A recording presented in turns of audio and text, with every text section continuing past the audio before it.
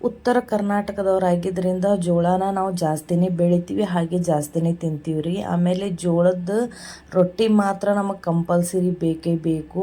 ರೊಟ್ಟಿ ಮಾಡ್ತೀವಿ, ಆಮೇಲೆ ಜೋಳದಿಂದ ಗಂಜಿ ಮಾಡ್ತೀವಿ, ಮುದ್ದೆ ಮಾಡ್ತೀವಿ, ಹೀಗೆ ನಾನಾ ಥರ ರೆಸಿಪಿಗಳನ್ನು ಮಾಡ್ತೀವಿ. ಸೊ ಇವತ್ತು ನಾನು ನಿಮ್ಮ ಮುಂದೆ ಹೊಸ ರೆಸಿಪಿಯನ್ನು ತೊಗೊಂಬಂದೀನಿ.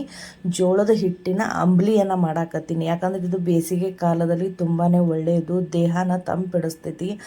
ಹಾಗೂ ಇದು ಜೀರ್ಣಕ್ರಿಯೆಗೆ ತುಂಬಾ ಒಳ್ಳೆಯದು. ಯಾಕಂದ್ರೆ ಬೇಸಿಗೆ ಸಮಯ ಆದ್ದರಿಂದ ಜಾಸ್ತಿ ಮದುವೆಗೆ ಅಲ್ಲೇ ಇಲ್ಲೇ ಹೋಗ್ತಿರ್ತೀವಿ. ಮಧ್ಯಾಹ್ನ ಊಟ ಹೆವಿ ಆಗಿರ್ತೈತಿ. ನೈಟ್ ಏನಾದರೂ ಸ್ವಲ್ಪ ಹಗುರವಾಗಿ ತಿನ್ನಬೇಕು ಅನ್ನಿಸ್ತಿರ್ತಿದ್ದಾಗ ನೀವು ಇದನ್ನು ಮಾಡ್ಕೊಂಡು ತಿನ್ನಿರಿ. ಯಾಕಂದ್ರೆ ರಾತ್ರಿ ನೀವು ಇದನ್ನು ಮಾಡ್ಕೊಂಡು ಕುಡಿದಾಗ ನಿದ್ದೆನೂ ಚೆನ್ನಾಗಿ ಬರ್ತೈತಿ, ದೇಹಕ್ಕೂ ತುಂಬಾ ಒಳ್ಳೆಯದು. ಸೊ ನಾನು ನಿಮ್ಮ ಪ್ರೀತಿಯ Gauri Kumaraswamy. So welcome back to my channel Gauri Shivamath kitchen blogs. ಮದ್ದಿಗೆ ನಾನಿಲ್ಲೇ ಒಂದು ಬೋಗಣಿನ ಗ್ಯಾಸ್ ಮೇಲೆ ಇಟ್ಕೊಂಡಿದ್ದೀನಿ ರೀ. ಅದಕ್ಕೆ 1 ಗ್ಲಾಸ್ ನೀರನ್ನು ಹಾಕಾಕತ್ತೀನಿ. ಆಮೇಲೆ 1 ಚಮಚ ಉಪ್ಪನ್ನು ಹಾಕೊಳಕತ್ತೀನಿ. ಆಮೇಲೆ ಒಂದು ಸ್ವಲ್ಪ ಜೀರಿಗೆನ ಹಾಕೋತೀನಿ. ನಾನಿಲ್ಲೇ ಇಬ್ಬರಿಗೆ ಮಾಡಾಕತ್ತೀನಿ ರೀ ಗಂಜಿ. ಕ್ವಾಂಟಿಟಿ ನಿಮಗೆ ಎಷ್ಟು ಬೇಕು ನೀವು ಅಷ್ಟು ಮಾಡ್ಕೋಬೋದು. ಸೊ ನಂತರ ನಾನಿಲ್ಲೇ ಜೋಳದ ಹಿಟ್ಟನ್ನು ತೊಗೊಂಡಿನಿ. ಆಮೇಲೆ ಸ್ವಲ್ಪ ನೀರನ್ನು ಹಾಕ್ಕೊಂಡು ಅದಕ್ಕೆ 2 ಸ್ಪೂನು ಜೋಳದ ಹಿಟ್ಟನ್ನು ಹಾಕ್ಕೊಳಕತ್ತೀನಿ. ಅಂದ್ರೆ ನಾ ಇಬ್ರಿಗೆ ಮಾಡಾಕತ್ತೀನಿ ಅಲ್ರಿ. ಸೊ ಒಬ್ಬರಿಗೆ 1 ಸ್ಪೂನು ಸಾಕು, ಯಾಕಂದ್ರೆ ಕುದ್ದ ಮೇಲೆ ಅದು ಗಟ್ಟಿ ಆಗ್ತದೆ. ಸೊ ಇಲ್ಲೇ 2 ಸ್ಪೂನ್ ಹಿಟ್ಟನ್ನು ಹಾಕ್ಕೊಂಡು ಯಾವುದೇ ಥರ ಗಂಟಿರ್ಲಾರ್ದಂಗೆ ಈ ಥರ ಚಲೋ ಹೊತ್ನಾಗೆ ನಾವು ಕಲಿಸ್ಕೋಬೇಕು.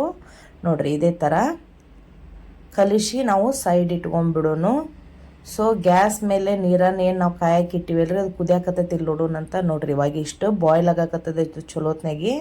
ಸೊ ಕುದಿಯೋ ಹೊತ್ನಾಗ ನಾವೇನು ಮಾಡ್ಬೇಕಂದ್ರೆ ಈ ಏನು ಕಲಿಸಿರ್ತೀವಲ್ರಿ ಜೋಳದ ಹಿಟ್ಟನ್ನು ಅದ್ರೊಳಗೆ ಹಾಕೊಂಡ್ಬಿಡ್ಬೇಕು. ಹಾಕ್ಕೊಂಡು ನಿಧಾನವಾಗಿ ಈ ಥರ ಕಲಿಸ್ಕೊತ ಹೋಗ್ಬೇಕು.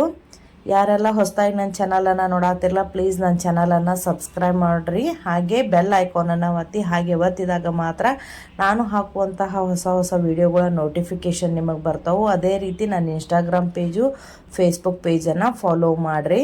ಸೊ ಸಣ್ಣ ಉರಿ ಒಳಗೆ ನೀವು ಇದನ್ನೊಂದು 5 ನಿಮಿಷ ಕುದಿಸಿದ್ರೆ ಸಾಕು, ಇದು ರೆಡಿ ಆಗಿಬಿಡ್ತೈತ್ರಿ. ಇದು ದೇಹಕ್ಕೆ ತುಂಬಾ ಒಳ್ಳೆಯದು. ಕೊಲೆಸ್ಟ್ರಾಲ್ ಕಡಿಮೆ ಇರ್ತೈತೆ ರೀ ಇದ್ರಾಗ. ಆಮೇಲೆ ಜೀರ್ಣಕ್ರಿಯೆಗೆ ತುಂಬಾ ಒಳ್ಳೆಯದು. ಆಮೇಲೆ ಇದು ನಮ್ಮ ದೇಹದೊಳಗೆ ಸಕ್ಕರೆ ಮಟ್ಟವನ್ನು ನಿಯಂತ್ರಣದೊಳಗೆ ಇಡ್ತೈತಿ. ಸೊ ಆರೋಗ್ಯಕ್ಕೆ ತುಂಬಾ ಒಳ್ಳೆಯದು. ನಂತರ ನಾನಿಲ್ಲಿ ಒಂದು ಸ್ವಲ್ಪ ಮೊಸರನ್ನ ಹಾಕೊಳಕತ್ತೀನಿ ರೀ. ಅದಕ್ಕೆ ಸ್ವಲ್ಪ ನೀರನ್ನು ಹಾಕೊಂಡಿನಿ. ನಿಮ್ಮ ಕಡೆ ಮಜ್ಜಿಗೆ ಇದ್ದರೆ ನೀವು ಡೈರೆಕ್ಟ್ ಆ್ಯಡ್ ಮಾಡ್ಬೋದು. ನನ್ನ ಕಡೆ ಮಜ್ಜಿಗೆ ಇದ್ದಿದ್ದಿಲ್ಲ. ಸೊ ಮೊಸರನ್ನ ನಾ ಕಟ್ಟೋದು ಈ ಥರ ಮಜ್ಜಿಗೆನ ಮಾಡ್ಕೊಳಕತ್ತೀನಿ. ನೋಡ್ರಿ ಈ ಥರ ಕಟ್ಟಿಬೇಕು. ಕಟ್ಟಿದ ನಂತರ ಇನ್ನೊಂದು ಸ್ವಲ್ಪ ನೀರನ್ನು ಹಾಕಿ ನಾವು ಸ್ವಲ್ಪ ಅಳಕ್ ಮಾಡ್ಕೊಂಡ್ರಿ. ಭಾಳ ಗಟ್ಟಿ ಐತಿದು ನೋಡ್ರಿ ಇದೇ ಥರ. ಯಾಕಂದ್ರೆ ಮಜ್ಜಿಗೆ ನೀರಿದ್ದಷ್ಟು ಚಲೋ ಅಲ್ರಿ, ಅದಕ್ಕೆ ಸ್ವಲ್ಪ ಇದನ್ನು ತಿಳಿ ಮಾಡ್ಕೊಳ್ಳೋಣಂತ.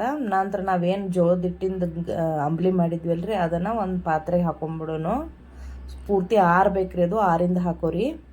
ನಂತರ ನಾವೇನು ಮಜ್ಜಿಗೆ ಮಾಡಿವಲ್ರಿ ಅದನ್ನು ಇದ್ರಾಗ ಹಾಕ್ಕೊಂಡು ಮಿಕ್ಸ್ ಮಾಡ್ಕೊಂಡ್ಬಿಡೋನು. ನೋಡಿರಿ ಇದೇ ರೀತಿ ನಿಮಗೆ ಎಷ್ಟು ಬೇಕು ಅಷ್ಟು ನೀವು ಮಜ್ಜಿಗೆ ಹಾಕ್ಕೋಬೋದು. ನೋಡಿರಿ ಆದಷ್ಟು ಹುಳಿ ಇರಲಾರ್ದು ಮಜ್ಜಿಗೆನ ಬಳಸಿರಿ, ಭಾಳ ರುಚಿ ಆಗ್ತದೆ. ನಂತರ ನಾವು ಸಣ್ಣಗೆ ಹೆಚ್ಚಿದಂತಹ ಈರುಳ್ಳಿಯನ್ನು ಹಾಕ್ಕೊಳ್ಳೋನು. ಸೊ ಇದು ಆಪ್ಷನ್ನು, ಯಾರಿಗೆ ಬೇಕಾದ ಇಷ್ಟ ಅಲ್ಲ ಅವ್ರು ಅಷ್ಟೇ ಹಾಕ್ಕೋಬೋದು, ಬೇಡಂದವರು ಸ್ಕಿಪ್ ಕೂಡ ಮಾಡ್ಬೋದು ರೀ. ನಂತರ ನಾನಿಲ್ಲೇ ಸ್ವಲ್ಪ ಕೊತ್ತಂಬರಿಯನ್ನು ಸಣ್ಣದಾಗಿ ಕಟ್ ಮಾಡಿ ಹಾಕೊಳಕತ್ತೀನಿ. ಸೊ ಇವಾಗ ಜೋಳದ ಹಿಟ್ಟಿನ ಅಂಬ್ಲಿ ರೆಡಿ. ಸೊ ಇದನ್ನು ನೀವು 1 ಗ್ಲಾಸ್ ಕುಡಿದ್ರೆ ಸಾಕು, ಹೊಟ್ಟೆ ಪೂರ್ತಿ ತುಂಬಿ ಬಿಡ್ತೈತ್ರಿ. ಈ ರೆಸಿಪಿ ನಿಮಗೆ ಇಷ್ಟ ಆದ್ರೆ ನನ್ನ ಚಾನಲನ್ನು ಸಬ್ಸ್ಕ್ರೈಬ್ ಮಾಡಿರಿ, ಲೈಕ್ ಮಾಡಿ, ಕಮೆಂಟ್ ಮಾಡಿರಿ. Thank you.